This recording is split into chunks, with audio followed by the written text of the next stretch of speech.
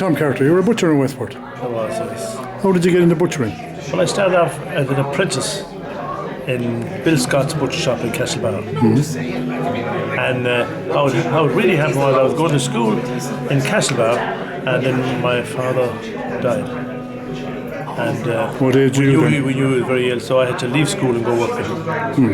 Because there was a large family and it was in bad times. He died in 52, I did 1953.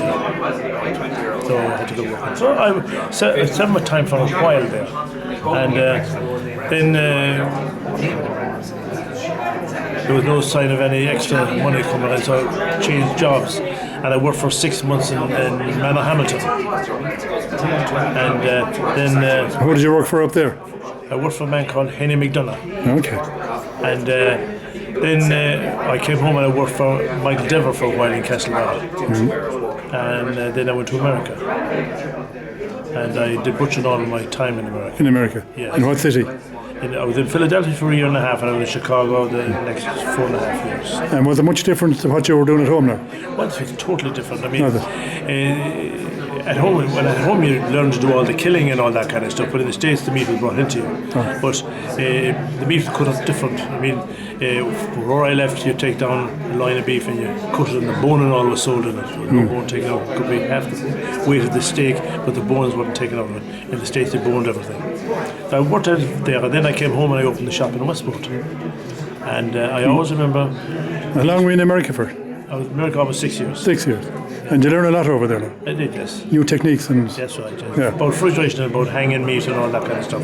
Was there much of that? They bought the meat and they bought the sheep and the cattle on the Monday, and they were eaten on by Thursday or Friday, you know. Was there much of this at home now before you left, or was there any of this? Any? Like freezing them up or... No, none of that at all. I came back and I had a refrigerator at the slaughterhouse. And I could hang meat there up to the chill type room. I could hang meat there for a couple of months if I wanted to. And where was the slaughterhouse? Where it was down at the quay where right beside the boat club. They keep antique stuff in there and all that. There used to be sheds there, black sheds. That's it, yeah. Black sheds. Within the black sheds, is it? The long one is still there. The long one? Yes. Okay. That's right. And so where did you set up in town? I set up where the treasure trove is now. Yeah. And you sold it to them? It was a jewellery shop for that. Who had it before you? There was a man called Harry Kelly. Yeah. It was a jewellery shop. Himself and his wife. And they had no family, and they sold the place, and I bought it. And when do you think the original shop was? When do you think the original shop was built? Do you know when it was built? Oh, the shop was built. I said the shop was there since the town was built. The town was built. Yeah, okay. Because I remember taking out the wall under the window to change the kind of the front at the time. There was no foundations under it at all. It was just on top of the clay ground. You know, so you were killing your own stuff then, you were? Yeah, I killed all my own stuff. And cut it all up and all that, yeah? That's right, yeah. Were there big demand for it? Were people eating much meat now when you started off? When I started, it was difficult enough because the people like would be going to butchers in the town naturally and all that. And I started up, and if it was a butcher shop before that, just have some goodwill business with it. But there was no goodwill business with it. Starting from scratch. You had to develop from nothing from the start, and it took a good while to get customers going on. And the big drawback at the time was I had to wait 2.5 years for a telephone.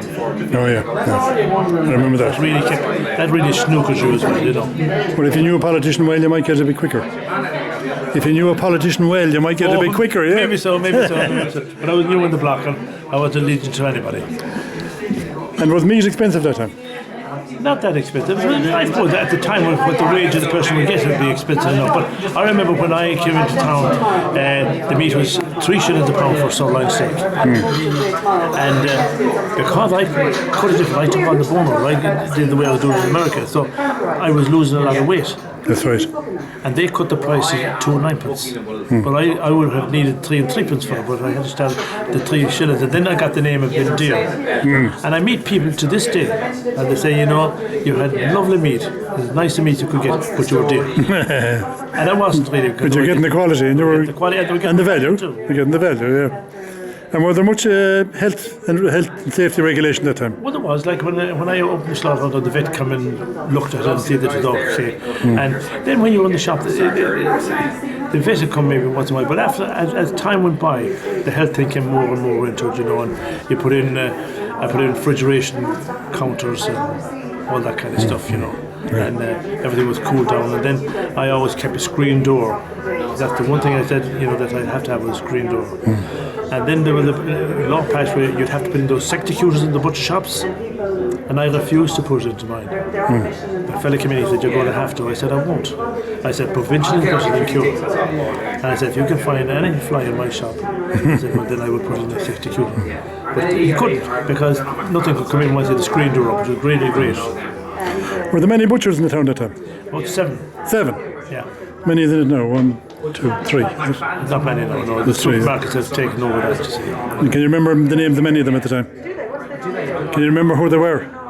Oh yes, well I can start. There was the McGrail's, Brother McGrail's father was still had a little butcher shop, where just on the Castle Bar Street, past O'Donnell's shop there. And then you come up and there was Harry Braun, and there was the 2 McGrail's at the bottom of the street. Oh, near McGreevy's, yeah? Yeah, near McGreevy's.